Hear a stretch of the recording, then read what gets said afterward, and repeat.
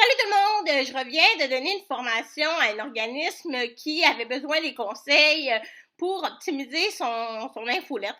En fait, elle avait déjà une infolette en place, puis elle voulait vraiment avoir des conseils au goût du jour, si on peut dire. Alors, ça m'a donné l'idée de vous partager 3 petits trucs. En fait, 3 notions de base qui sont souvent oubliées, je pense, pour qu'est-ce qui est des infolettres. Alors, la première chose, on m'avait demandé lors de la formation, est-ce qu'il y a un modèle exact? Est-ce qu'il y a une bonne pratique de faire une infolette, une structure idéale? Eh bien non, ça n'existe pas. Oui, il y a plein d'astuces pour optimiser son infolette, mais tout est une question, à mon avis, d'objectif et de secteur d'activité parce que une infolette pour un organisme comme je suis allée ou qui font la promotion de plusieurs activités, de plusieurs formations, ne sera pas la même que un coach ou un formateur qui a des produits spécifiques à faire dans lequel il peut faire une espèce de processus de vente avant d'arriver à inviter un visiteur à acheter un produit, tout ça.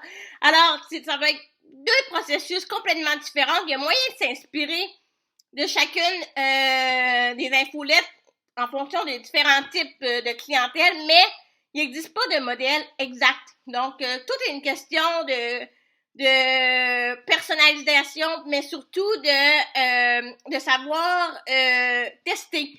Donc, il faut tester beaucoup pour trouver un modèle qui nous convient. Le deuxième truc, en fait, c'est par rapport à les segmentations. Donc, c'est important de bien, si vous avez l'occasion d'avoir le plus d'informations possible à récolter sur vos abonnés, donc leurs intérêts surtout. Ça va être vraiment pratique pour leur envoyer les bonnes informations et surtout les informations qui les intéressent. Donc, segmenter le plus possible. Mailchimp permet beaucoup de choses à ce sujet-là, donc je vous invite à explorer cet outil-là. Ensuite, mon dernier conseil, c'est par rapport au titre des infolettres. Dans le cas de l'organisme que j'accompagnais ce matin, leur titre, c'était Infolette 1, Infolette du 30 septembre, mise à jour de l'infolette. Bon, vous comprenez le principe. Alors là, faut penser au fait que les gens aujourd'hui ils reçoivent beaucoup de courriels et pour vous démarquer, il faut jouer avec l'objet des courriels, donc l'objet des infolettes. Alors, n'hésitez pas à poser des questions, à susciter l'interaction directement dans le titre. Par exemple, moi, ça m'est arrivé, j'ai juste écrit « wow » comme objet, puis ça a super bien fonctionné.